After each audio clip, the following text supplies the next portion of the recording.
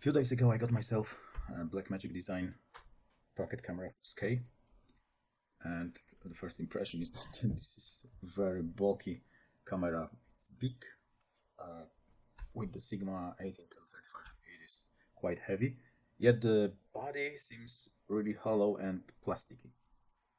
And I don't complain about the quality. It seems that it got a good quality, and also there is a heat pipe inside, so it shouldn't have any problems with overheating.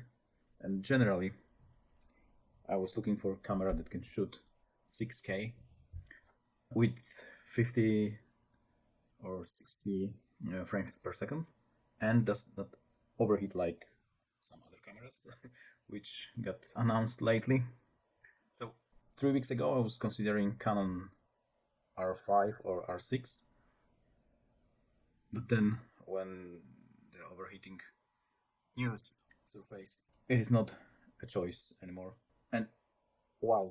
It is because I mostly record from the tripod, and my recordings are 20 minutes each, and I record them within 1.5 hours. Basically, we record basketball games with wide angle lens from the corner of the court.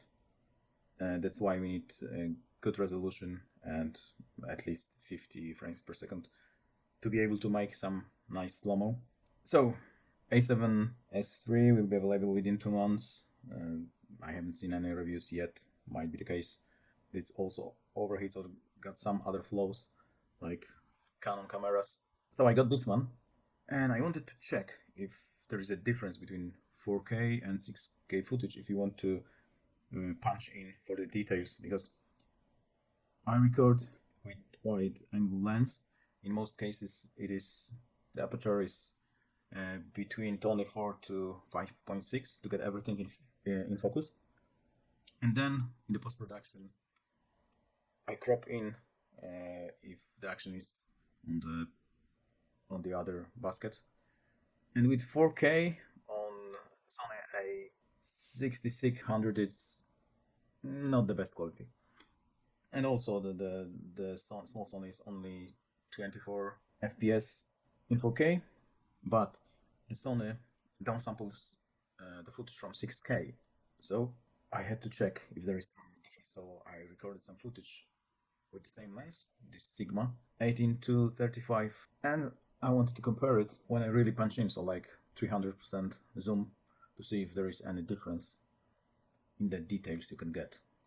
And the Sony footage was recorded internally, so it is 100 megabits 8-bit 420, and Blackmagic Design, it is 6K B-RAW 3:1, so the lowest compression mode, and the B-RAW is 12-bit, so should be better. Let's see.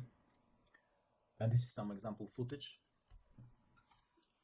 And to be honest, I cannot see any difference at all, and also it depends on how good the focus is on each of the cameras. So I had to record like 10 examples because sometimes the focus was a bit off and either camera got worse quality, and the example footage presented here is the best I got for each of the cameras. The crop maybe is slightly different because the mounting point of each camera is in a different place, but you can see that there is almost no difference between 4K from Sony APS-C A6600 and from the Blackmagic Design 6K, which means I can probably record on Pocket 6K with 4K. There is also option to downsample from 6K on this camera, and that way the footage probably would be smaller. But so the difference would be only more frames per second. It would be 24 versus 50 or 60, depends which crop and which resolution I'll be recording on the Pocket 6K. So not much difference between those two. So I don't complain, but I'm a bit surprised that the small Sony can generate such detailed footage.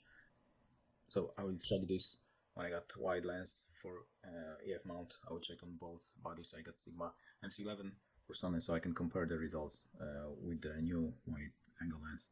and we'll see, but on this Sigma at 35 millimeters, there is not much difference. Cheers, mate.